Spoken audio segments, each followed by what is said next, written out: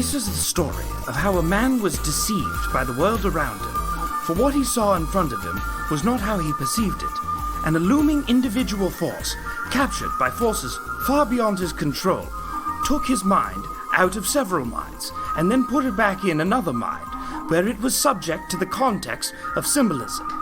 We turn now to China, 1987. A man named Yu Dan Huang has just invested in a large opium mine. This is a mine where they take opium out of the earth. It was structured that way by the British long ago. It was said in an individual philosophy by the coherent philosopher Yu Xiaoping that you shall take this opium out of the mine and drink it for yourselves. The populist movement failed to arrest anybody, and everyone was caught up in their very own dream or fantasy world. We cut now, 1943, Muammar Gaddafi Sr. He had just been duped by the Belgians into giving a large shipment of waffles over to their wet nurses and nannies. What he didn't understand was the proliferation of waffles had convinced the Belgians that they too were individuals and could pursue a world beyond their fears of waffle loss. Of course, what was then perceived was the cocoa. Was the cocoa mining. And they would mine for the chocolate, for the waffles. I think, right? What they didn't understand. What they didn't understand was that 5 years prior, in Holland, the reality of all the fat little Hollandish people was soon to be shattered when nothing was happening in Holland. Holland was not mentioned. All of my footage is not in Holland. This part, I'm going to edit this part out. I could find no footage of Holland. So, nothing happened in Holland that could relate to my thesis. Well, I can't it's do House it. of Decline. I can't do much more. You can do it. The song ended, Portofino 2. That's Portofino 2 by Raymond Scott. And that is featured in many Adam Curtis documentaries. And that's what we're talking about today on House of Decline. He made an 8-hour one this time. Yeah, it's long. Yep. And it's a little depressing. Yeah, Adam Curtis, not a super upbeat sort of guy, He doesn't really have, he's not like, you know how, when you listen to Pod Save America, they're like, things can be done. They're very gung-ho. With enough, if we just tweak Pell Grants They enough. like tweaking stuff. Yeah. They love to tweak. We're tweaking, we're means testing, we're doing a lot of Adderall. Adderall, invented by a weight loss company in the 1920s, and they were trying to combine. Where's the music? They were trying to. Sorry. No, but yeah, Adderall has an Adam Curtis-y origin, actually. This is Aphex Twin Blue Calx, also featured. Well, yeah. He loves Aphex Twin. Adderall was a combination of the 4 most powerful amphetamines. First marketed as a weight loss drug, and then to little boys who couldn't stop masturbating.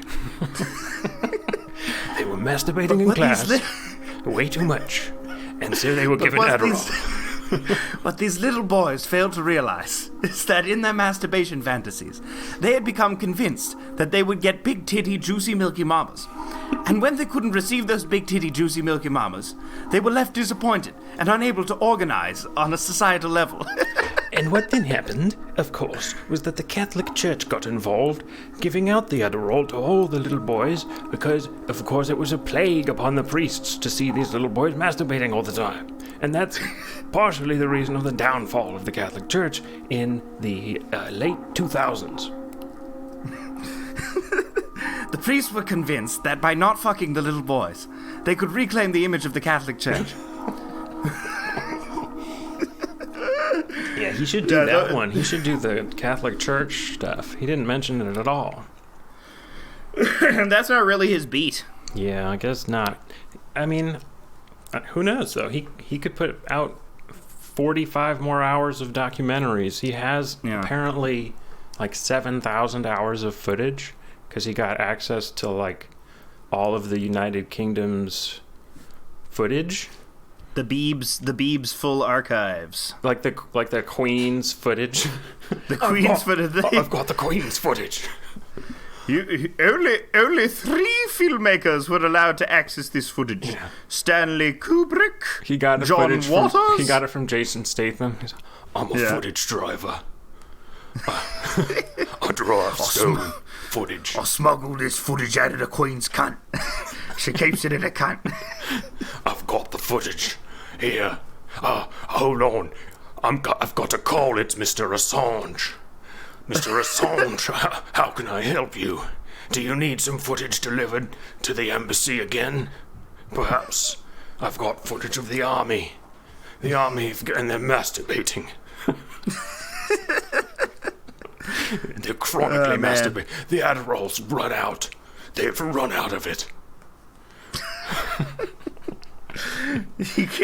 God, what would happen if Adderall... Is that a side effect of Adderall that you don't jack off anymore? Yeah, you can't. Oh, that's ruthless. Yeah, you can't. No wonder why you can focus on your homework. Dude, you can't jack off anymore. Your hands get cold and clammy. It doesn't work. It doesn't feel like a hand vag anymore. Mm-mm. Doesn't feel like a hand hole anymore. So, Adam Curtis, shall we dig in? Adam Curtis, let's dig in. For the uninitiated, who is Adam Curtis, Stephen? No clue. Some British guy who has all the found footage of the UK in his apartment. That's who Adam Curtis is. Yeah. My description of him is like, if a guy who listens to a lot of Aphex Twin one day comes up with a very depressing historical theory. And that's, yeah. Yeah. So, who knows? Maybe he's a spy. Maybe he's a spy. A spy man. Yeah. He's a documentarian. He makes documentaries. He first exploded on the scene in prominence in 2002 with The Century of the Self, which is a documentary largely about Edward Bernays, the godfather of PR, and Sigmund Freud's nephew. And wasn't he the nephew-in-law? No, I don't know actually. He was nephew-in-law. He was of some familial relation to Sigmund Freud. Anyway. Yeah. Sorry. But he used Freud's ideas in marketing and advertising, which vastly shifted the landscape of marketing and advertising. And The Century of the Self was significant because his work builds on all of that, because it's sort of focused on... He's basically asking one question throughout all his work, which is, why do we feel so paralyzed, and why do we feel like we can't sort of muster the strength to solve the world's problems in a way that we were able to in the past? And a lot of his theories sort of boil down to this misplaced or toxic culture of individualism. Yeah. Not individualism in and of itself, but rather a misapplied individualism that infects people and makes them complacent.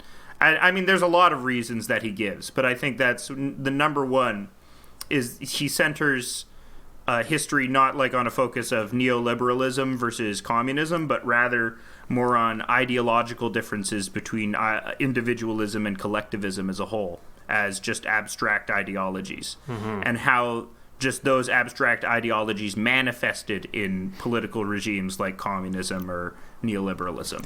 But yeah, throughout these entire... I don't think I heard the word neoliberalism once in this entire documentary, which is interesting because he's talking about it the entire time.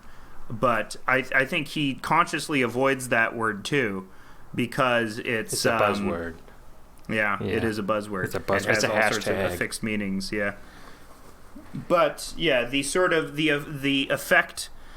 So he made a lot of great movies. He made the Power of Nightmares, which is about terrorism, and he made Bitter Lake, that's also about terrorism. They made a lot of terrorism movies because it was Bush. It was very relevant at the time. Yeah, he loves terrorism.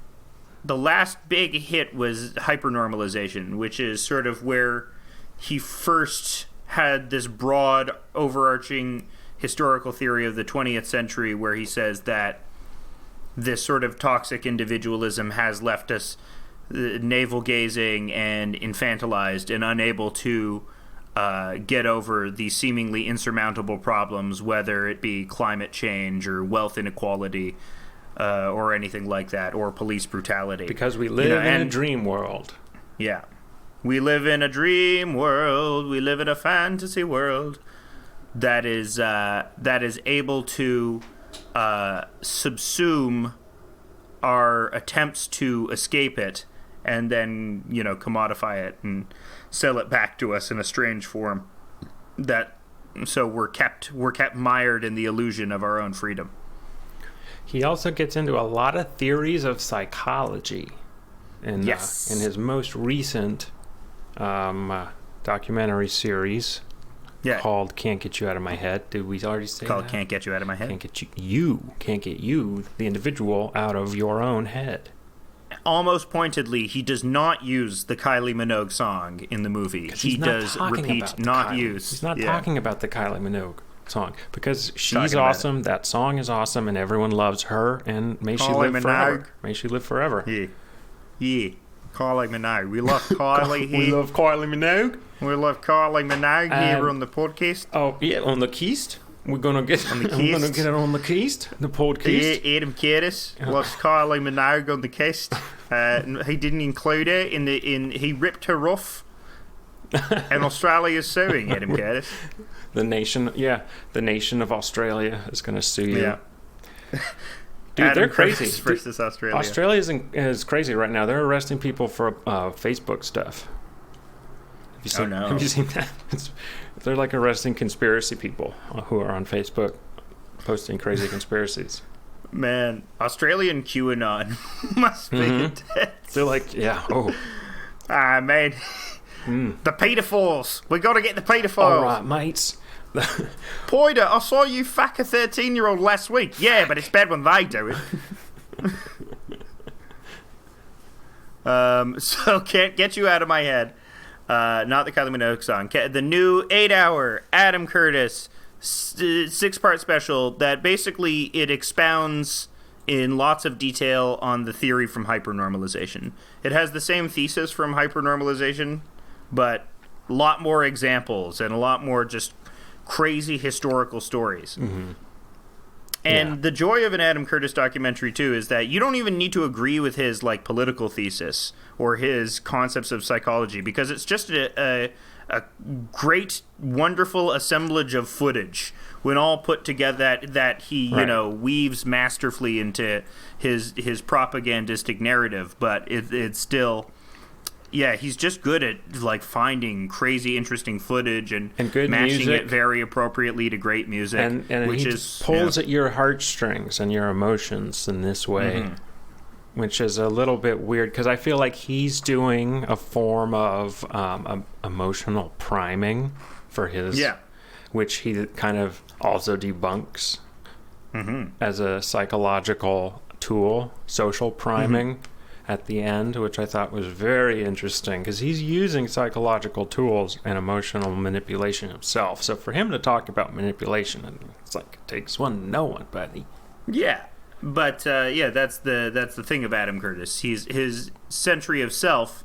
It's a propaganda piece about propaganda pieces. That's the gag.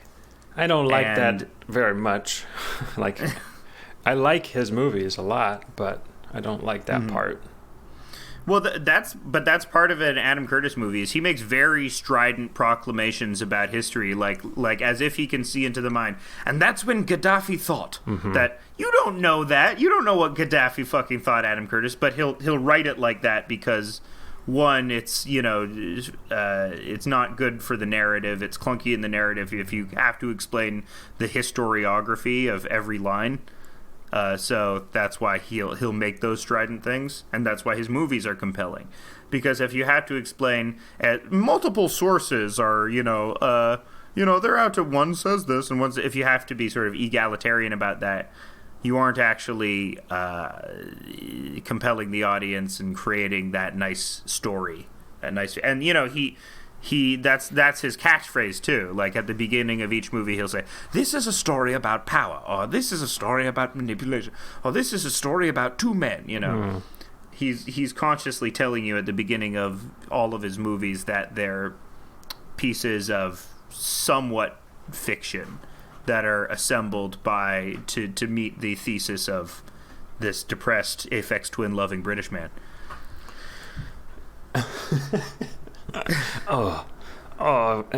Eggs for dinner again, Adam. I really wish I hadn't been divorced twice. Has he? I don't know. I don't think he's been divorced. I think he's one of those guys that if he is married, he seems like he's probably happily married. We got to find that out. I imagine he has a very boring relationship with his wife. If we did the podcast, or husband. I don't know. He could be gay. I don't know. If we did the podcast on Twitch live, we could have a chat that could look stuff up for us. Yeah, get the chat on it. Is Adam Curtis happily married? I bet he is. Chat, look that up. I bet he's got a wife that he loves. Well, yeah, I've been watching Twitch. Do you watch it? Do you watch Twitch? I watch Twitch. I'll watch some Twitch sometimes. You watch some Twitch. I watch Choom Room, which is Griffin, who's been on the pod. Griffin and Lux. Lux sometimes appears. I'll tune into their show. They got a good show. They had CTU activist Kenzo Shibata on. Really? Wow, what a cool guest for them to get. He's a good guest. Adam Curtis he's a cool guy. He's got to have you. It's so fucking fucked. We're taking what a pause. They're making what's that? Teachers do in Chicago. Why? I mean, what they're making teachers do just making them go back to school. Making them do weird stuff. Oh no, go back to school. Yeah, school sucks, man. That sucks. Yeah, school sucks, but also getting the plague at school really sucks. Yeah, they say the new variant's worse in every way. It's worse in every way. Oh my god. I don't like it. Oh my god, fellas, it's worse in every way. Doctor, anything about is it worse in every way? It's worse in every. That's the one thing you don't want to hear. Yeah, when the doctor comes in. Well, it's frankly worse in every single way. How's the cancer, doc? It's worse in every way. And speaking of worse in every way, that's Adam Curtis's view of history. Yeah, it's. I guess he is kind of down on history. Although good things have happened. I mean, just think about the guitarist from U2. That was a great moment in history. Yeah, I'm edging all the time.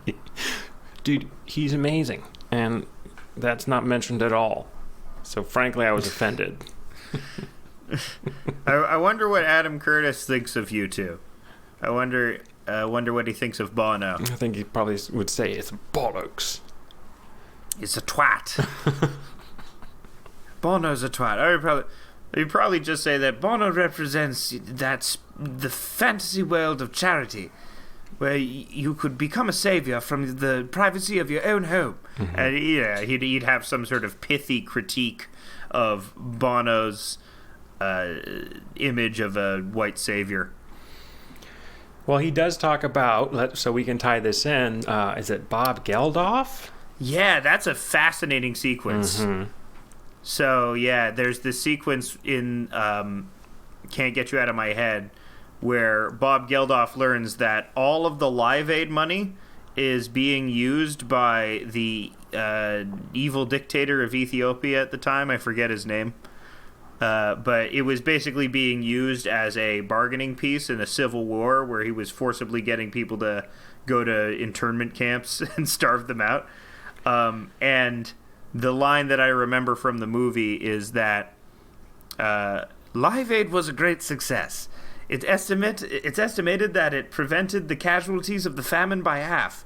But Amnesty International also estimates that the casualties caused by the aid were increased also by the same amount. Yeah, basically. It was. Yeah. Oh my god. And so. And then I think he goes on to say, and it's like it's debatable. No, he didn't say it's debatable if anyone would have died at all. But if they weren't for Live Aid, but that would have been funny. Yeah. And that is used as an example of part of a greater argument where he's talking about various attempts to get around the old structures of power, where we can do it by ourselves and we can become a united nation of people all across the globe if we just forego our government and do it ourselves. But then once you do that, you realize you don't actually have the same bargaining power as the government. Bob Geldof doesn't actually have clout, because Bob Geldof can't nuke Ethiopia. So he does also bring up the idea and the question, which is, why have so many attempts to improve things via revolution or taking power away, why have they all failed? And he provides one answer, which is complexity theory, which was developed by a scientist named Murray Gell-Mann. And I don't know much about it. Do you know much about complexity theory?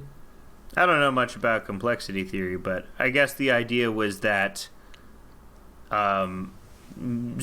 structures like Maoism were just based on this very simplistic understanding of desire and what people wanted and how people would operate under certain conditions.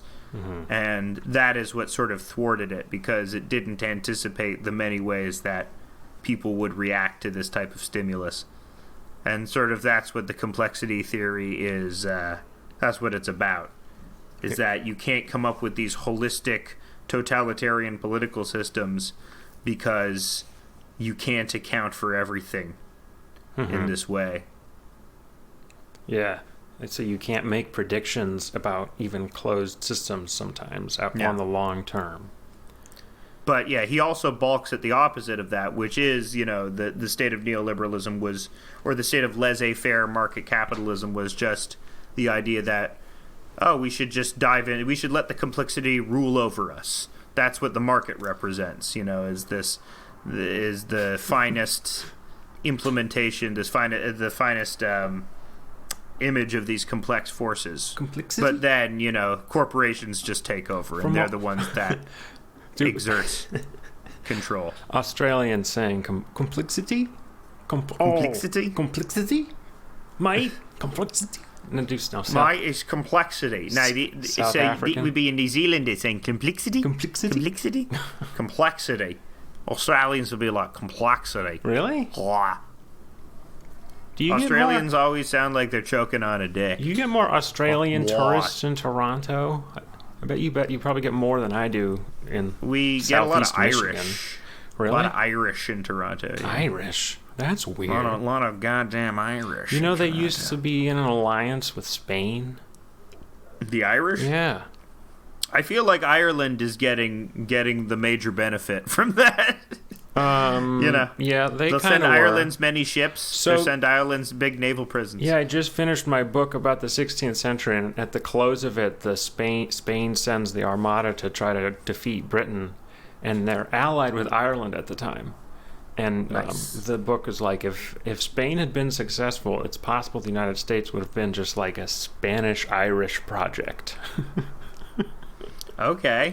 Soledad O'Brien. Yeah, there you go. Very funny. So it's a very funny alternate history of the United States just colonized only by Catholic, Spanish, and Irish people. It would be, we would have gotten Biden 40 years sooner. As like a king of some kind. King Biden. King Biden is. Now let me tell you a proclamation. I'm doing prima nocta. Back in the day, my friend Skip said that prima nocta was fine. Back in the day. The roaring 50s. Back in the 1910s.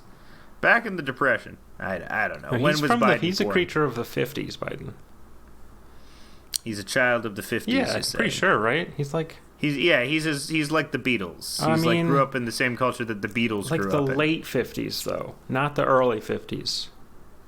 No, I think it was the early 50s. No, I think he was, No, because he was like a lifeguard. He was a teenage lifeguard when there were doo-wop groups and such. Well, If he was born in the 30s, I mean, I think he was born in the 40s, is what I'm saying. Was he born in the 40s? Yeah, I think he was born in like 41.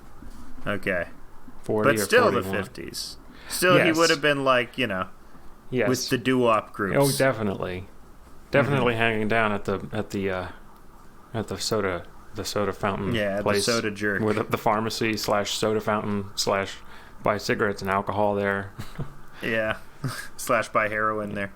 Yeah. Listen to jazz. Yeah. They have this hot new thing called Valium. Yeah.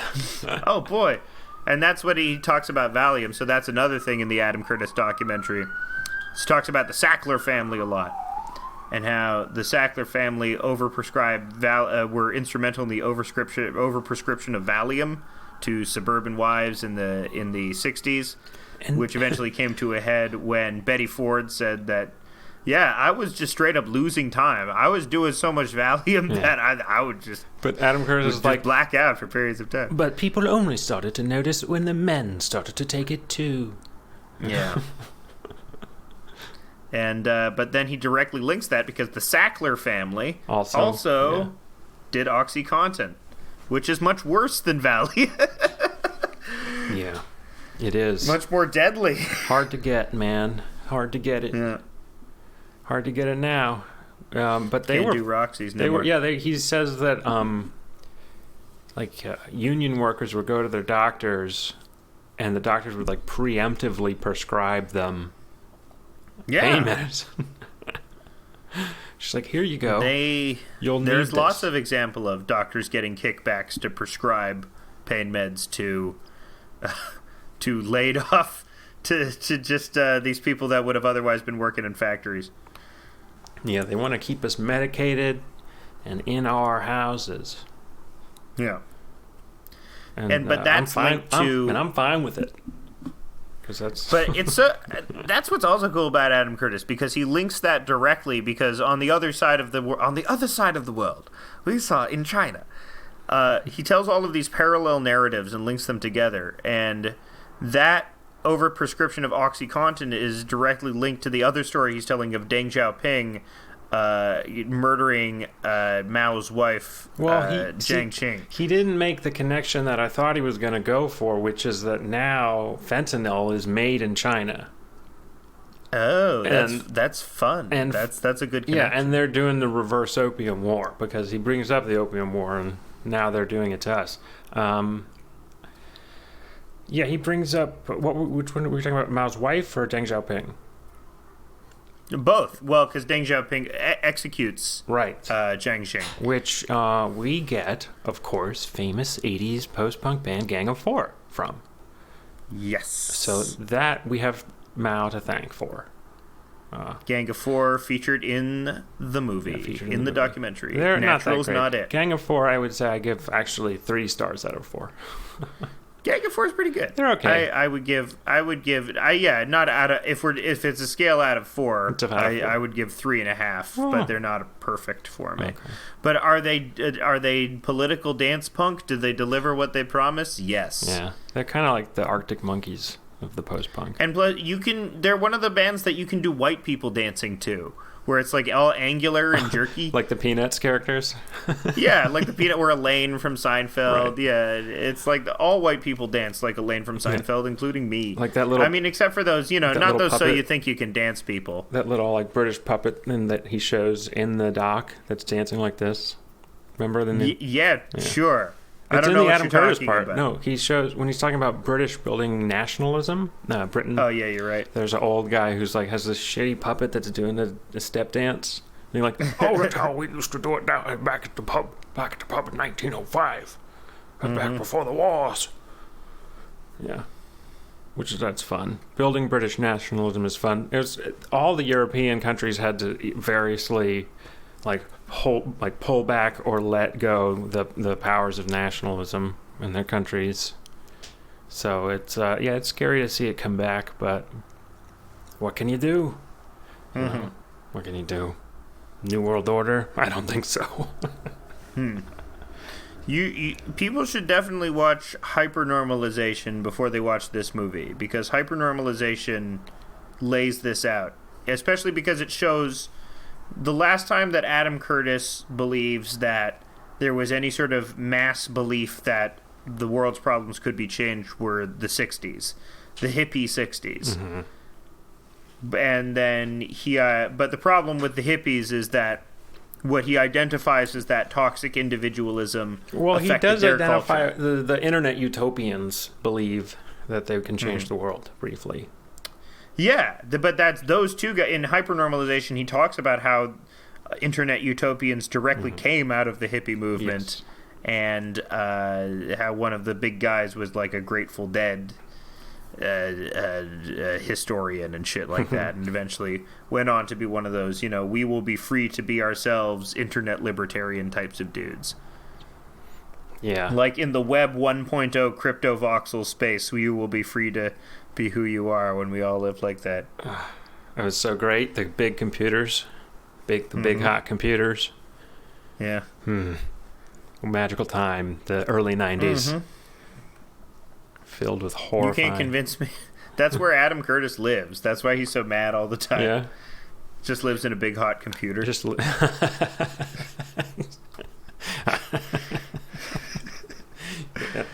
very sweaty. It's very, very uncomfortable in here. All I have is footage. Yeah, that's the precondition for getting the Queen's footage, is he has to live in the big computer.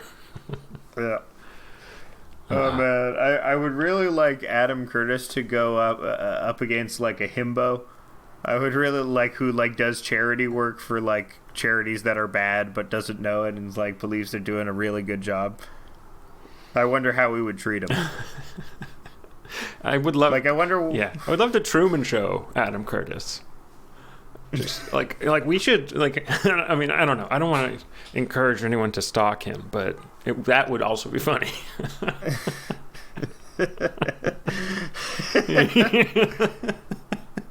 You just, like, pretend to be a CIA person. Yeah. Just make him very paranoid. Yeah, hey... life is the alternate reality game if you're making. Yeah. We're going to punk Adam Curtis by... We're going to do a special Adam Curtis punked where we make him feel that he's being monitored all the time and that his family's in danger. Right. That's a good punked. Well, there was a YouTuber who recently was pranking someone and he got shot and died. Did you see that? That's very funny, sad. He was pranking, doing a prank robbery. And the person he was prank robbing had a gun. So he died. Did they post the video posthumously? Yeah. Oh, yeah, of course. Posting. Okay, you always post. Always post. Gotta get. You know the rules. It goes to the families now. You know the rules of the internet and our generation. You always post. You post through it. You don't stop posting. You go private if you have to, but you don't stop posting. Like, what am I gonna do? Stop posting on social media? I'm not gonna stop posting. You gotta stop posting. You think I'm gonna stop? Never stop posting. Dude, I'd rather... stop posting. Yeah, I'm not gonna... Never stop posting, you guys. You guys, if you stop posting, I'll die. I'm the fairy of the internet, and I need you to post. Post with both hands so that I'll stay alive. The fairy of the internet subsists off of trauma. Yeah. And I need people from the DSA to argue on the internet for me about materialism versus anti-materialism. That's what fuels my testicles. Yeah, whatever gets people the angriest. Yeah. Which is apparently, I don't know. And this is angry? A theory in the show, which is that the social media companies play upon high emotional topics, and that they encourage, that they promote them, and they categorize posts based on whether or not they fit a rubric of high emotionality, and then promote those more than ones that don't. And they then, Facebook has run experiments on people's emotions to try to manipulate them and make them happy, sad, angry, or joyful, I think. I don't know. I can do that. I don't need to be Facebook to technology. Hey, Steven, you're cool. There, you're happy. Hey, Steven, fuck you. You're sad. We've proved that a human will feel sad if you show it shocking things. I like the whole outrage clicks. This lady says that abortion is a fart. Are you gonna stand for that? What are you gonna do? Click, click, click, click, click. Yeah. I don't think abortion is a fart. Yeah. What is the context of the lady saying abortion is a fart? Does he? I don't remember. Does he go into whether or not he thinks advertising actually works ever? Yeah, I think in the Century of the Self, he more or less makes it clear that there's at least some version of advertising that works. And I think that's been a premise. I think, advertising works mysteriously. I think what Adam Curtis would say, it works, but it doesn't usually work in the way that people intend it to work.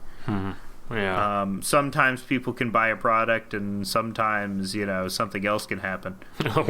Something mysterious can happen. Something out of this world. Something a little out of the ordinary. You might find Wonka's ticket. You might find Wonka's ticket. That's the dream of consuming, right? But what Willy Wonka didn't know was that halfway around the world, another chocolatier, Nestle, was buying up chocolate reserves in the Congo. It's Slugworth. Putting him out of business. It's Slugworth, not Nestle. Which one? Slugworth. Yeah, but I'm imagining the Adam Curtis Willy Wonka world where Nestle actually does exist and, just hyper-normalizes its way into the magical world. I categorically disagree, and I think that if you are in Adam Curtis Willy Wonka world, Willy Wonka will still have the classic Willy Wonka villain competitors, which he has two of. Slugworth and I don't know, Pennywhistle? I don't remember. No, I don't fucking. Why do you like Roald Dahl? Yes. Are you some sort of doll head? Yes, I'm a big Roald Dahl fan. Number one. You're a real doll guy. You like racist, misogynistic children's author Roald Dahl. You can't. And who does magical Mr. Wonka use as his assistants? Oh, a bunch of tiny blacks. You can't get mad at me for liking Roald Dahl. Screw you. I'm not going to get mad at you for liking It's not Roald my Dahl. fault he's racist. I think it's funny. I mean, he's a weird guy. It's not clear the Oompa Loompas are any particular race when you're young, okay? You don't know about pygmies. You don't know about colonization. You don't know any about that stuff. And it's fine. Willy Wonka's not canceled. The Oompa Loompas are also insanely green-haired weirdos that love to make candy. And they don't like money or freedom. Fellas, you've heard of Jokified? Time to get Wonkified. We gotta become Wonkas. We don't want rights at all. We... their song, their classic song? Yeah. We love having a leader who's different. See, the Oompa Loompas had a real sense of collectivism. Right. They wouldn't let individuality, supplant their ability to that would be a great society. Sequel to write would be the Oompa Loompa Revolution, because that's just fun to say, and it would be hilarious. Yeah, they execute the Mao, the Oompa Loompa Mao. There's an Oompa Loompa Mao. Executes Willy Wonka. Yeah. Saying that he is a colonialism, and then Oompa Loompa Jiangxing. Eventually, they reject communism at first. I would, what's very Adam Curtis is, we talk about it all the time because you live in Ann Arbor. Sorry to dox you. Which is Zingerman's. Yeah. Zingerman's, because they were an anarchist food co-op that eventually became ultra-capitalist. I don't know how true that is. I tried to look that up.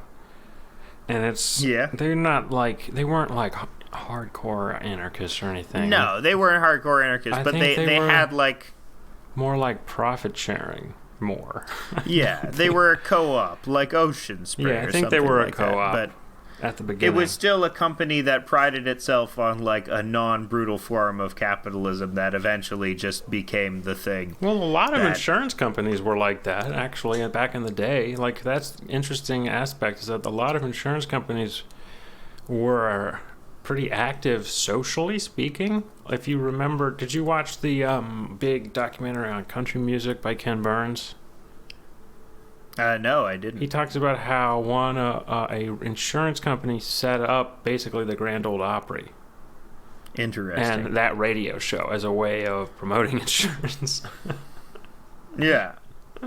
And that's like kind of a good thing you do for the society, because they invested in a giant radio tower and a building and held the Grand Ole Opry in there every night and broadcast it to millions of people. And then in the middle, we're like, buy our insurance in case probably something racist and your car is burned. Yeah. But that's just because, insurance takes the place in America of a real social safety net. Yes. Insurance, what most of insurance does is, things that the government should really be doing. And insurance only really works with capitalism, or else it's basically you don't have to call it insurance otherwise. You can just be like, that's the government doing it for me. Yeah. But I had a brief foray into working in insurance, and at the time I was like, I wonder how they implemented car insurance in China. And I found a whole big long paper, PDF, of like how exactly car insurance was implemented in China. And it was implemented en masse at a national scale in the 70s, all at once. So they went from having no car insurance at all to everybody has to buy car insurance from the government. And it was crazy. Oh, man. Yang, I hit your truck. Too bad. But it was trying to get rid of the corruption, because otherwise it was corrupt. But naturally is now, that probably has all become extremely corrupt. Jiangxing tried to implement car insurance, but what she couldn't have known is that complexity theory says that it is all very... Yeah, they had elaborate operas celebrating car insurance, and it's just like the Red Star of China, 1,000 women with flowers making the Red Star of China, and slowly shifts to a car insurance commercial. Mm-hmm. They had to make grand operas to convince the people. Man, did you know that the Shen Yun opera is like a secret Falun Gong thing? No, I did not know. What is that opera? Shen Yun, you see posters for Shen Yun everywhere in every city? No, I don't. I don't live in a city that has those kinds of posters. I guess you wouldn't. But we Shen don't stand Yun for is those kinds traveling... of posters here. No. But yeah, it's this traveling... it's this traveling Chinese showcase of dancers and music and gymnastics and acrobatics, and it's front for the Falun Gong, which is also... The Falun Gong is an interesting thing because, yes, they do have their organs harvested, but it is a cult, and it's also very bad. So no one is good here. Yeah. Yeah, I don't and they were very... I don't understand the Falun Gong, and it scares me. It's founded on the primacy of their leader, Jimmy Fallon. Mm-hmm. Exactly. Yep. It's the Falun Gong. And Gong is it's the Falun Gang, Yeah. Man, I wish they would harvest Jimmy Fallon's organs. Oh man, when we were preparing, this is a little behind the scenes. We were preparing for last week's episode, for Alex's Mitt Romney impression. We watched Jimmy Fallon interview Mitt Romney by pretending to be him in the mirror. And they had an elaborate sketch where Mitt Romney sat face to face with Jimmy Fallon miming every moment and everything that he says in a 2014 interview that was like, was it 2014 or 2012? Man. I think it was I don't remember. I got to look up the year. That's important. But it's, another one of these late night Jimmys interviewing a Republican or a Democrat. Yeah, laundering the image of Republicans, trying to have... Jon Stewart for years laundered the image of John McCain. Let's not forget that Jon Stewart was actually sort of responsible for entertaining John McCain's media savvy for a while and painting him as less monstrous than he actually was. I'd like to see Adam Curtis cover Jon Stewart and Stephen Colbert's march for the restoration of sanity / whatever the fuck it was else. Yeah, talk about living in a fantasy land. Talk about living in a navel-gazing, individualistic world where you have no conception of how to change anything. So... Ouch. Idiots. It's true, though. It's hindsight's 2020. At the time, I liked them both. And I would argue that Colbert was great. Like the old Stephen Colbert character was an integral, wonderful piece of political satire that still holds up. And now Colbert is like one of these just crying late night guys. It's really sad. kind of allow for the right to respond with other insane rallies. Like, that was an insane rally. Like, to make it a political rally instead of just a comedy concert. Yeah. I mean, basically, it's a comedy concert. Was it an insane rally? Was there a response to it? I remember the response to it being sort of like a wet fart. I should choose my words more carefully. It wasn't an insane. They didn't storm. No storming. Nothing was stormed. There was no tear gas, I don't think. Jon Stewart incited the raid on the Capitol. It was more like just unhinged in that there were no demands, right? It wasn't about anything. It was about two characters, two showbiz characters, really. Yeah. It was about non-specific grievance, that's the main animating thing that animates all of this right-wing fervor is non-specific grievance. The idea that something is wrong, we don't know what it is, but we know that it's wrong. You know, that's the language that Adam Curtis even talks about with Valium, is that these women who were taking Valium in the 60s didn't know what was wrong. They just had this profound feeling that something was wrong. Yeah. Because, they couldn't diagnose. And, but their brains wouldn't allow them to tell themselves that, my suburban existence is what's making me unhappy. That's a critique I have of Adam Curtis right here on that issue, because that's something that he sort of introduces as like an unsolvable problem when, if I think we just make all those neighborhoods more walkable, you can pretty much solve that problem. Yeah, more convenience stores. Just make it walkable. More grocery stores. Just make neighborhoods walkable so that you can walk to things. Like, you don't have to...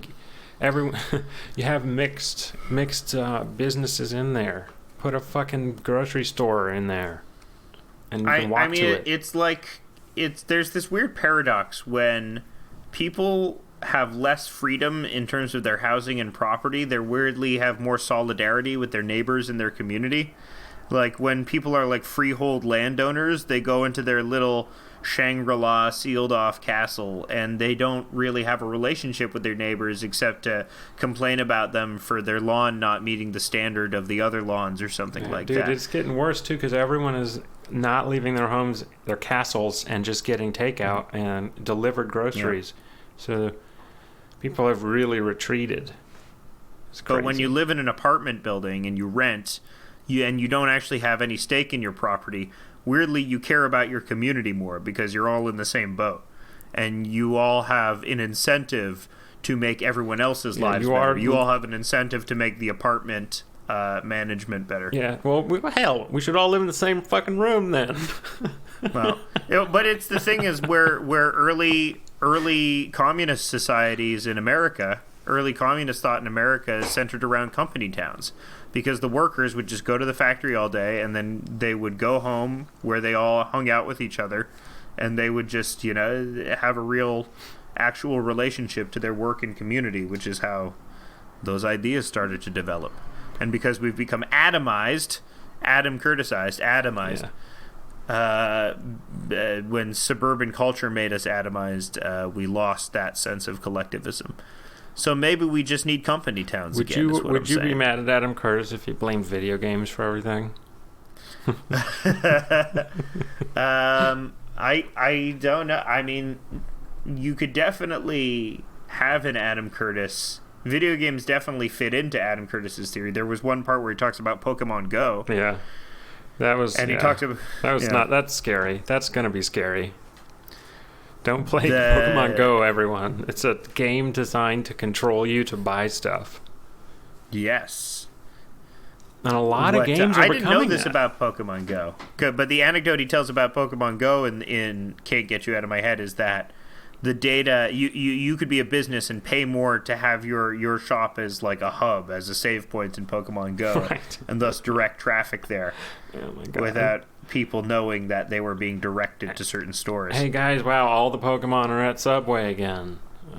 But to me, that's the only thing in the movie that tells me, oh, you actually can direct and control human behavior. Yeah. with Pokemon Go.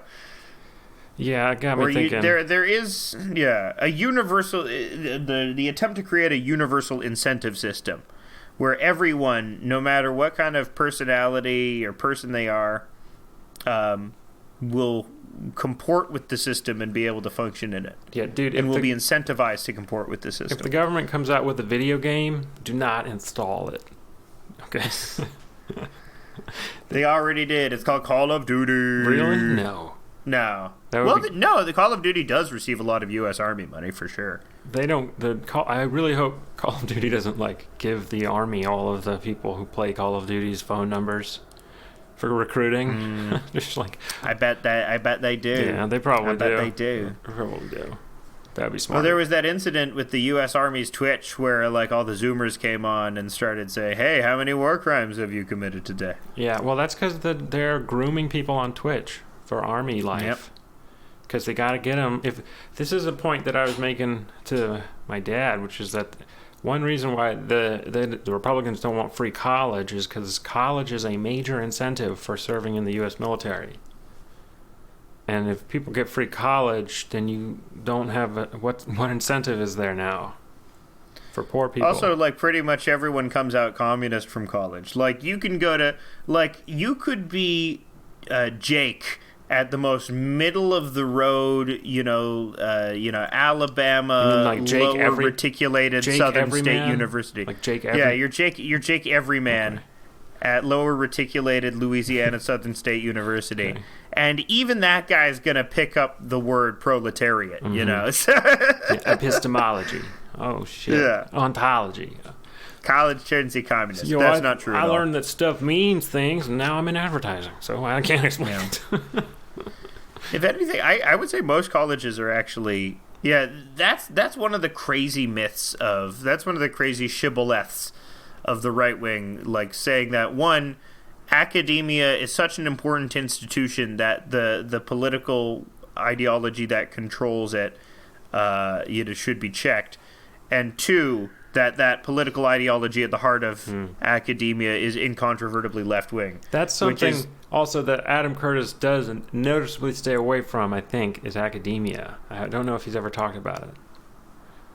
Has he talked about it as a thing, a concept, a force? I can't recall. I'm sure there's stuff I just about academia. Thinking about Nixon in his in the Oval Office stream, just being like, the professors, they're the enemy. The professors are the enemy. Nixon and Pol Pot would have gotten along famously. So funny. Oh my god. Yeah, the baristas are after me. Nixon is so relatable. Yeah, he's just like this guy that had to... He's like if Frank Grimes became a president. Mm-hmm. Oh, yeah. Because he just had to fight for everything in his life. He was just unlucky in every way. So it's even a miracle. It's a miracle that he became president at all, given how just genuinely unpleasant he was. And a testament to the actual hard work that he put in to overcoming all of his natural disadvantages. He's was a hard worker and smart guy, very smart. Yeah, kind of like Bill Clinton. Bill Clinton even Bill Clinton feels like he just coasted along. He just had that natural ability to memorize everyone's names, and that I think that Bill did Clinton him very well. Was very smart. I think he was very smart. I think if he had been addicted to alcohol instead of cheeseburgers, it would have been a lot funnier. Well, him and Yeltsin would have been together. Yeah. Oh man, Yeltsin. Oh yeah. That's the other thing in Adam Curtis. One of the craziest stats is that post Glasnost, Boris Yeltsin's Russia, the life expectancy for a Russian male went down from 68 to 53, or some crazy amount like that. The life expectancy went way down. So the illusion that communism wasn't doing anything was actually false. I think what communism was doing was it was keeping the alcohol ethanol free. I think basically is what that... It was doing that at least, which apparently the Russian version of capitalism, the post-communist kleptocracy capitalism, well, they didn't... was not able to do. I don't know. I guess... Can you fault Clinton for playing it that way? I don't know. What like Clinton was kind of just like, sure, Yeltsin's going to bring democracy. And then obviously it was just oligarchs doing looting, but what could Clinton have done different? I blame Gorbachev. I blame Gorbachev for everything. He should have diamond hands. Gorbachev should have never stopped. Should have never stopped the rock. He never should have. Should have never stopped the rock. Yeah. We think Putin's going to bring it back at the end? He's going to bring back communism? No. That would be badass. That's not.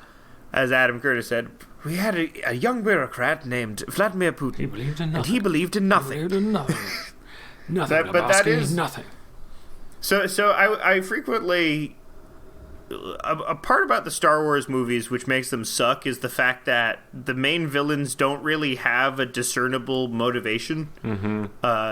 They just want to accumulate power for power's sake. Exactly. It's just that, which is unconvincing. At least I would argue that. But then there's a guy like Vladimir Putin who is just that. Why do you do these things, Vladimir? Power. Want it. So apparently he has built a $1 billion palace just revealed by Alexei Navalny, and Putin has just been like, oh no, that's not mine. He's just throwing it away. It's amazing. It's so badass. He's a boss. That's the bossest thing you can do is just throw it away. Just like, he's like being caught stealing $1 billion palace, and he's like, no, I don't want it. It's not mine. I would love a Sopranos-like series about Vladimir Putin. Yeah. Oh, there's probably one in Russia that we don't get to see. Except he does not go to psychiatrist, because he's for weak men. Well, there's probably one that kind of glorifies him in a weird way. It makes him gritty. I mean, he got into was it the Sons of Russia motorcycle club? Is that what they're called? Right, yeah, that motorcycle club, the gangsters that protect him and are his personal They're guard. like a combination of the show Vikings and the show Sons of Anarchy combined to form a real life, is it like a fascist theater troupe, basically? I think they're like a fascist theater troupe. And they ride around on motorcycles. A fascist theater troupe? You mean the Steppenwolf Theater in Chicago? No. The Step and Wolf. I don't know. They're Mongols. The Steppenwolf Theater. Is Steppenwolf Mongolian? What? Because of the steppe. Because of the step? The steppe. No, the steppe? Never mind. What? STEPPE. No, I know what you're talking about. I just hate it. You hate it? No, it's a good joke, and I stand by it. Wasn't there like a black sitcom called Step by Step? Or am I making that up? Was it black? I don't know. Can you trust any memories? I can't trust any. They were all implanted to me. Yeah, I don't know what's a memory and what's a commercial these days. I live in a fantasy world. Right. Yeah. And I loved... So he also talks about the Black Panthers and Tupac Shakur's mother, Afeni Shakur, who was a badass Black crazy Panther. Story, yeah. But he also has some interviews... one interview with Tupac that I hadn't seen before, where he's quite young, and he's being very... He's got a very similar, eerily similar... I guess Adam Curtis kind of planned it this way. I don't know. But he says a lot of the same stuff that Adam Curtis has been saying, the entire documentary, and it's kind of a crazy moment. Because you hear him say, we live in a fairyland, after Adam Curtis has said it 15 times. You're kind of like, no. Oh. Yeah, it's a cool moment. Yeah. But yeah, I think that's... To very much simplify the thesis of Adam Curtis is we're in the fucking Matrix, right? Well, sure. I don't know. So whatever. The Matrix only has one good movie. Can we be in a different film? Can we be in a different thing?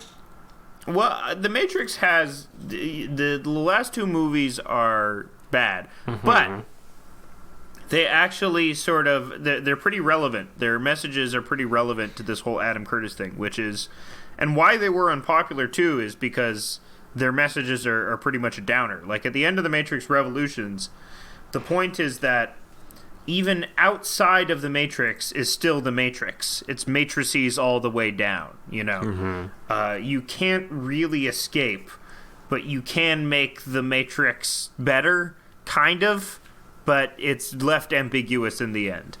And it's sort of similar to what Adam Curtis says, or like these attempts of this in past industrialized society in the 20th century, the attempts to get out of this fantasy world, like with communism. And once we got out of that fantasy world, there was just more fantasy world. There wasn't any new reality or new paradigm. There was just, we burst forth through this membrane only to find out we were ensconced in the liquid of delusion once again. Ew, it's on me. It's on me. It's liquid delusion. That would suck to be drowning in a pool of liquid delusion. Or would it be good? I mean, it depends on what the delusion is. I think you'd convince yourself you weren't drowning, which would probably contribute to the speed of yourself drowning. Yeah. Which I guess would be good. Like, depends on what you want. If you want to die, it would be good. Well, that's kind of why he goes into the psychological theories about multiple selves and how we build our conscious self. And he says that it's like we're telling stories to ourselves to explain what is happening all the time. And that's an interesting thing. It kind of reminds me of a thought I was having earlier this summer, learning about this guy Julian Jaynes, and it's got a book about the breakdown of the bicameral mind, and how it's kind of like the process of individualism developing since the Bronze Age, and it goes all the way back to the Bronze Age because we have artifacts from there sort of revealing how people thought about themselves, sort of, to try to figure out when it was that, or if people thought about themselves differently. And in the origins of the breakdown of the bicameral, I think it's called The Origins of Something in the Breakdown of the Bicameral Mind, he talks about how when the Bronze Age collapsed, the individualism, not quite individualism, but how they thought about their minds changed. That people didn't think they had they weren't aware that they had a mind, or it was different than a brain. Yeah. They kind of thought they're sometimes emotions they thought came from your stomach. They're the stomach is where, they would point to their, if they're I feel sad, they'd point to their stomach. But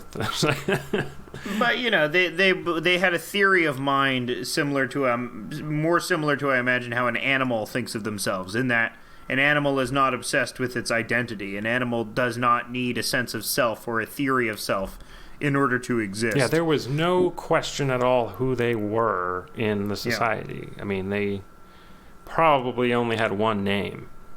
They only needed one name sometimes. Yeah, but, the obsession with individuality is defining yourself against the universe as a separate entity against the universe.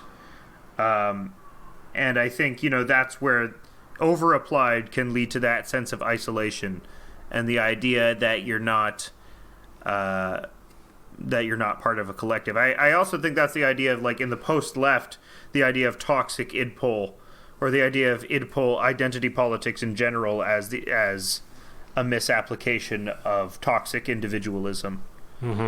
And I think they overplay that, because I think Adam Curtis too. He says in interviews he himself is an individualist. Yeah. So, and you can't knock the concept of individualism as a broad concept. It's too broad of a concept to be it's bad outright. It is kind of funny to try to do that though. Yeah, he does kind of attempt to say that, thinking of yourself as a separate entity, kind of makes you a selfish bitch. Yeah, I guess so. It's hard to consider the alternative, but I don't know. I mean, I guess he's not proposing that we all switch back to being some kind of ant colony where we don't think of ourselves as individuals. Well, the alternative that he presents in Can't Get You Out of My Head is the reaction to the book The Gadfly. So this lady, I forget what her name was, something like Ethel Boone or something like that. But she writes, she was a communist rabble-rouser and wrote this book, The Gadfly, which turned out to be hugely influential in the development of Bolshevism and later Maoism. because people read this book and they became enamored with the idea of giving up their own individuality to serve a collective purpose, and that bringing pause, that giving you, a sense of self, not only a sense of self, but an ability to surmount the major social problems in front of you. And the issue with the Gadfly is all the movements that surrounded the Gadfly, they failed. Maoism failed. Stalinism failed. And in its wake came these sort of piecemeal individualist philosophies. Every movement failed, from Stalin to Jared from Subway. But so I think, Adam Curtis doesn't suggest a solution, really. He doesn't have any answers as to, so what is to be done about this paralysis. He only tells you how he got here. But, if I were to come up with something off the top of my head, I think the idea that individuality and collectivism necessarily must always be in opposition to each other, I think we could shift that idea. I think there needs to be room for identity politics and some sort of collectivist movement, because people like their identities. They like defining themselves by it. It does form part of the tapestry of existence that we find enriching. So removing it entirely would be... We've seen what happens when we try and do that. People react badly to it, and it results in people not wanting to be a part of your movement. You have to respect that. Maybe we can while simultaneously... What? Maybe we can invent a new drug that wipes people's identities. Maybe it's like, maybe what we do is create the identity free space, where it's just like a Web 1.0 thing, where everyone is just a gray blob, and that's how we interact. He at one point, Adam Curtis states that either he states or quotes someone stating that inevitably the scientists will exert total control over all humanity. And I found that to be scary. I hope they don't. I hope the scientists... I don't think it'll be the scientists. I think it'll be people using technology. But, what scientists have real power?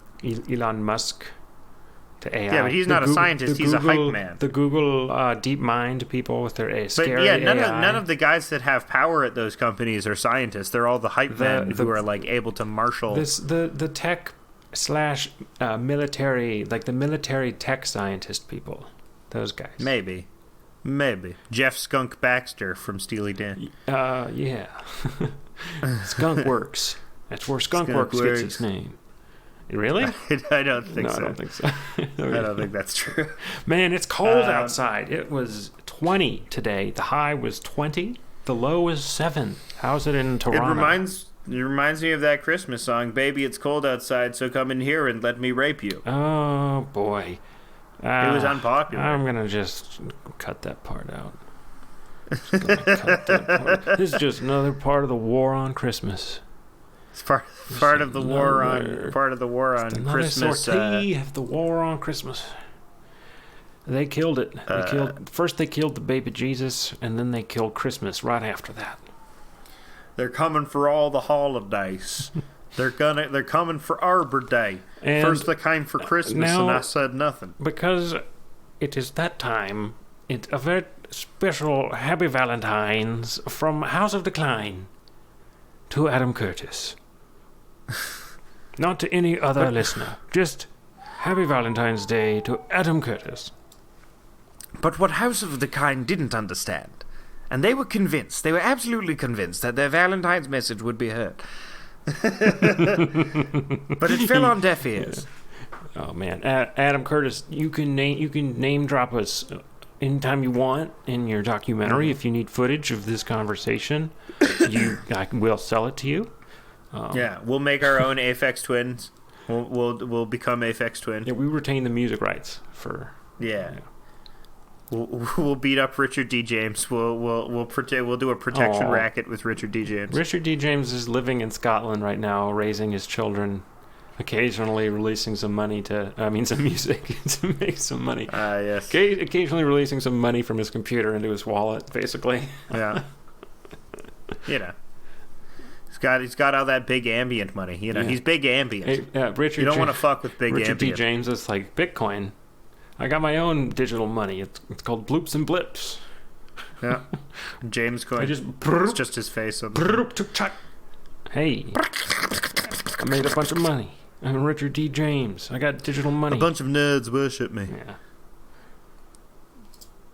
Including Adam Curtis. But Richard D. I mean, Aphex Twin is the perfect music for Adam Curtis's movies because it's detached and referential and sort of not quite right sounding, but also spooky. Yeah, spooky. Spooky Ghost in the Machine. It's the ghost in the machine. Yeah. Oh no, I came into my modem. It's the ghost in the machine. You came in it? Yeah, I came. It's the ghost. Yeah. I came into my modem. Oh no. I boosted. I boosted. I was jagging off next to my modem. Came in my modem. I boosted Deus Ex Machina, Wait, you know. You boosted it or you boosted in it? I boosted in it. I boosted in it. I boosted in it. I boosted in my modem, man. Man, I boosted in my modem. Okay. Yeah, it's sticky now. You're canceled. I don't like it. It runs slow. Yeah. You know, I don't get as many kilobytes per second. My favorite old person tech complaint is like the emails aren't coming out of the modem. It's like, I shook it. They're not coming out. It's too much cum in your modem, man. Oh, it's a ghost in the machine. They see the problem is you came too much in your modem. That's the tech guy. All of his, he diagnoses all tech problems. So that's because you came too much in your modem. I love the Best Buy tech guy. Yeah.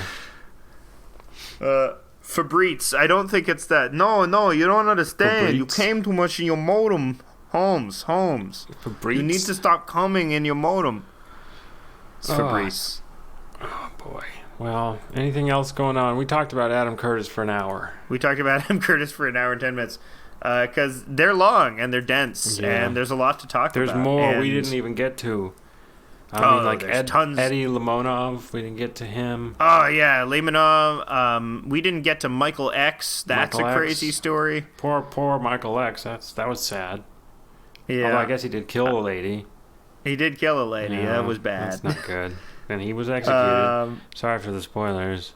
Well, yeah, but there's so many fucking crazy stories in Adam Curtis. Just watch it and have the history of the 20th century curated to you by a weird guy. Yeah, history and of the second I love half. it. I give it 5 out of 5 stars. Wow, I would give it 9 out of 10 stars. 9 out of 10 stars. I give it top marks. I think for me it is perfect. It scratches this itch that I have constantly for more Curtis. Like after I watched Hypernormalization, which was also a 5 out of 5 for me. Yeah, that's more. I was like 5 out of 5 for me. Yeah, I was just give me more, and this is more, and it delivers. It delivers exactly what I want from an Adam Curtis thing, and I think he represents his thesis really well. I think he presents his, even with all the propaganda, even with like the strident opinions that aren't necessarily as factual as he makes them out to be. I think it's well worth your time to watch it all and take his opinion seriously. I mean, Hypernormalization's got that crazy Gaddafi like stuff that no one agrees with that. So, but no one agrees. No one has like a unified theory really either. So. Yeah. So do like Adam Curtis does and make your own theory of history. It's probably as good as any other historians.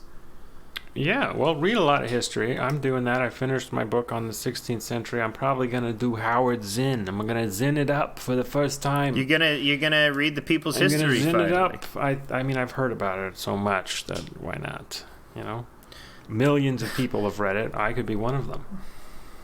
It's about you're reading it was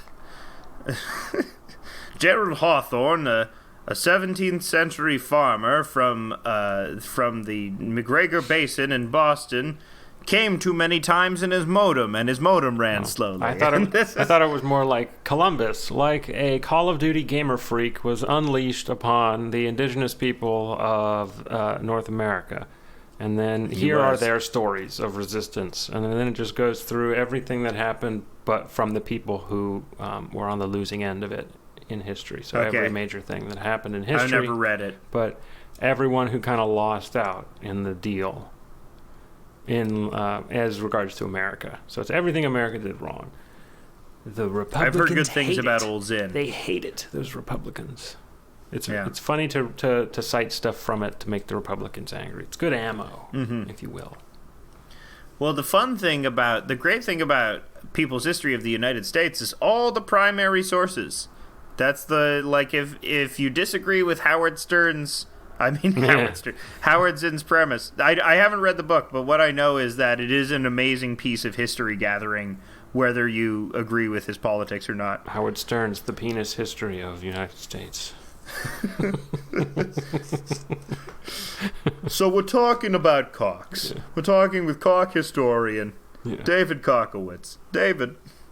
Robin's laughing in the background. His name is David Cockowitz. Yeah, she's just giving tacit approval to everything that's being said that's horrible. Hey, I love Robin. Yeah. She's the soul of Howard Stern. It's racist. Given my hardcore Stern opinions. What's the other thing that happened this week that I care about is Gina Carano getting fired. Gina Carano impeached. From the Mandalorian. She was impeached. Fired for truth. Yeah. So what did she say? That the Jews were behind something? The Jews were behind 9/11. Is that what she said? No, she didn't say. No, she said that being a conservative nowadays is like being a Jew in the Holocaust. Oh, so true, girl. Oh my God, so true. But it wasn't just for that. She had posted way worse stuff before. So it was just, an accumulating snowball of not Disney-approved opinions. And now she's going to be in like a Ben Shapiro movie. Yeah. Oh, fantastic. Well, that was a quick rightward turn. You just take a right turn. Every once in a while, you take a right turn. Hard right. Now that the Daily Wire is doing movies, we do have a shot at getting the True Allegiance movie, which I hope happens. What's that? Because it's gonna rock. What's the True Allegiance movie? Oh, True Allegiance is Ben Shapiro's amazing book. Oh, I didn't know he had an amazing book.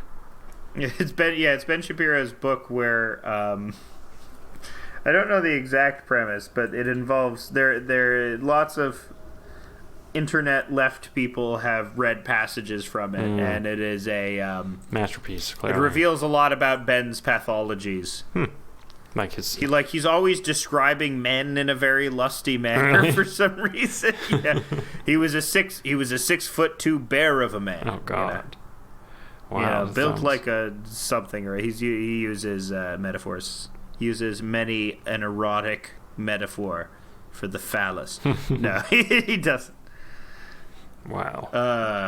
We have to watch Gina it. Carano. He might sue us.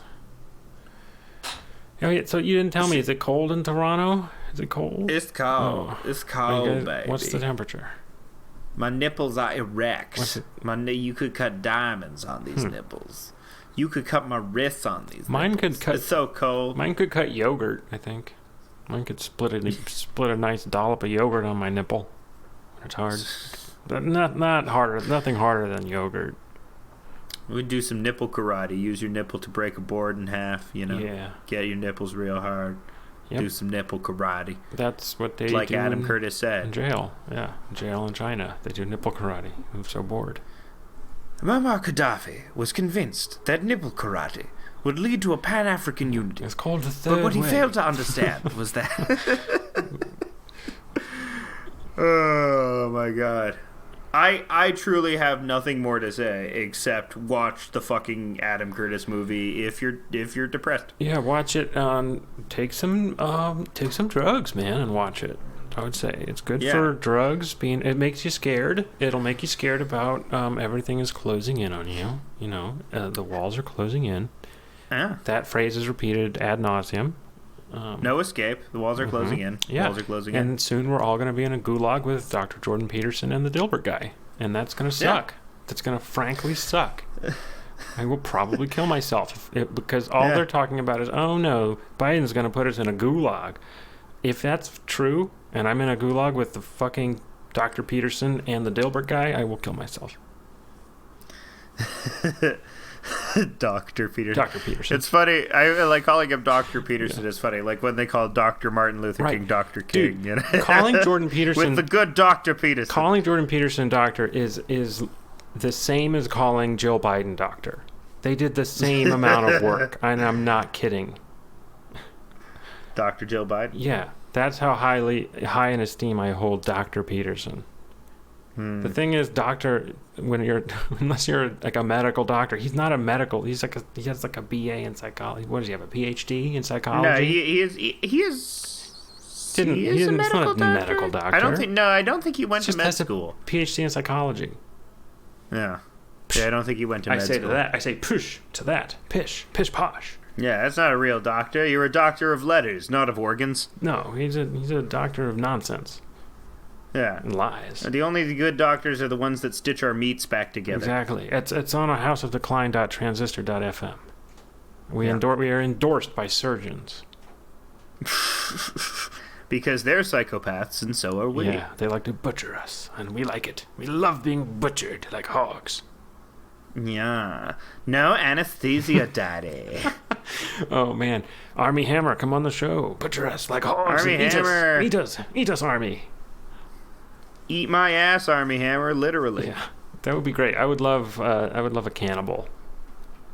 A real cannibal scare. Imagine if he like goes rogue and starts killing and eating people. Like, oh no, we got a real Hannibal situation on our hand. Oh no. Army Hammer. We call him I'd be afraid because then his rich ass family would cover it up. Yeah, we call him Hammable. Do you think the New York Post has already gotten Hammable? John Hamm's like, hey, it's not me. I can't do John Hamm. Hey, John Hammable lecture. It's not me. Hammable. It's not me. Hey. I can't do Ham. Peggy, go to my room and ring up 1,000 bottles of Jack Daniels.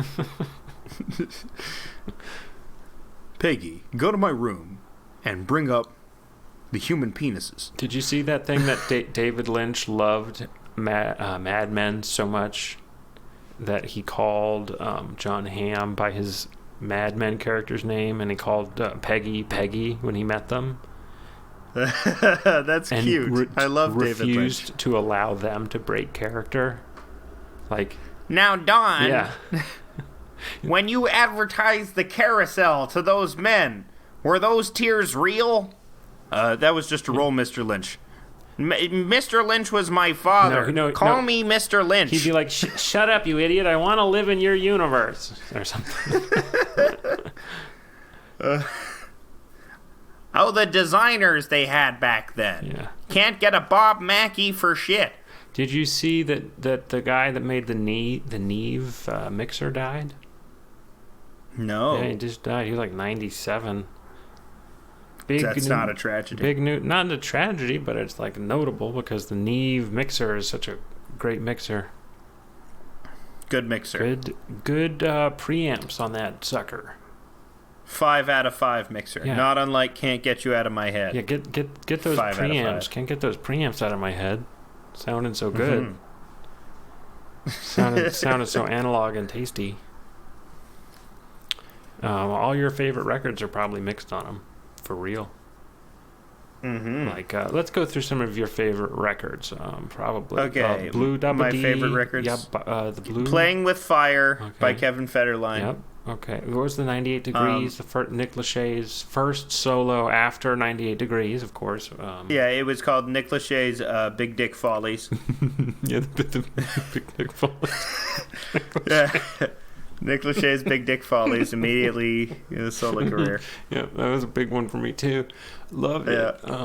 Favorite record of all time. Yeah. Nick Lachey's Big Dick Follies. Yeah. Let's not forget about Ashley Angel from O-Town's record, Fuck Me in My Boy Pussy You know Forehead. what's a really good album? Is Now That's What I Call Music 77. That is a great one. Yeah. But just steer away from the one called Now That's What I Call Music 1488, because that's just a bunch of Hitler songs on it. That one is for a different market, like demographic. We were the Nazi pop fans. Yeah, they were really really clamoring. We play this at Faith Goldie rallies. Burn. She's done. She's not really a thing anymore. That's good. They usually burn out the right-wing figures after a while. Yeah. Yeah, they're like only Shapiro, he's got real staying power. Crowder's got staying power. But yeah, you can't do like the full-on Nazi trip for a while. You burn out when you go full Nazi. Never go full Nazi. Yeah. Yeah, Richard Spencer burned out. It's good. I mean, hopefully they'll all burn out. And hopefully the Zoomers don't do any activism. What if they instead, Nazism was revived this last decade? What if something weird gets revived? Like, oh yeah, the kids are really into Khmer Rouge now. Like all of these Khmer Rouge fans are cropping up, and they're killing all the academics. Yay! Yeah. Yay! And the world rejoices. I think that's what Jordan Peterson's worried about. He's serious. That's what he's worried about. He's like, they're gonna come after me. They're gonna come after me because I don't like them. Yeah, that's why he's constantly telling you to pick up your room. Oh, good times in the city. Adam Curtis, genius. Wow, you think he's a genius? He's getting the genius rating? No, I don't think he's actually a genius. I think it's just a hyperbolic way. But it's super fun. Yeah, they're fun. I never have a bad time. They're very easy to watch. Despite them being incredibly long, they just like breeze ahead because he's such a compelling storyteller. Take it with a big grain of salt. Try to do some research. He has fun facts. Try to research it though, because like, especially the thing with hypernormalization, the Lockerbie bombing is not. There's a lot of problems with his explanation of the Lockerbie bombing, which is basically that Assad did it. What? Yeah. What?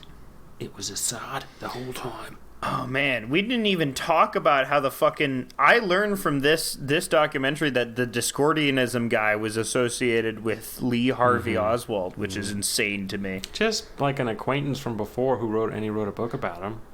Yeah, he wrote a book about it. He was the main character. Yeah. He respected the hell out of Lee Harvey's resolve. And then lived in a place that he worked later. And then had just a series of eerie coincidences in his entire life that made him think that maybe he was a part of something bigger. And he was the one who made the Illuminati conspiracy theory come to prominence. But whether or not the Illuminati is real, that's for another show. Maybe we'll have another. Maybe they are. We'll have more conspiracy theories. We'll have our own conspiracy theory show. It's fun to make your own up. I guess, that's why he did it. They were making their own up. Discordianism is kind of... he didn't get into what it's about. It's kind of annoying. Like... It's sort of like Ayn Rand, but with Camus. It's a little bit adolescent. I stopped caring about it when I was, 25. It's like, what? Yeah, it's a very early 20s thing to be in. A very early 20s. Yeah. Like, I can read philosophy books now. I can read dense books now. What shall I get into? Oh, I'll get into this bullshit. Oh, this is bad. Yeah, it's like esoteric. It's like the genre. Like, as a genre. Yeah. Hidden, revealed knowledge. It's when you start taking Philip K. Dick way too seriously and have ego death. Yeah. And then, you extract yourself from it. It's like, it's okay. Not everyone's a robot. This isn't a simulation. I'm not doing too much Adderall. Yeah. That was a good time, he didn't do Adderall. That was a great time. It's on so much Adderall. living in a dorm room. Just going. If Philip K. Dick had done Adderall instead of speed, he would have been like... Do androids yeet of electric? Do androids dream of electric yeet? Yeah. The Philip K. Dick the Zoomer. The next Philip K. Dick is definitely a Zoomer. Yeah. That's hilarious. Yeah, and his name is James R. Cock. Well... Happy Valentine's Day. Happy Valentine's Day Happy from Valentine's House of Day. Decline.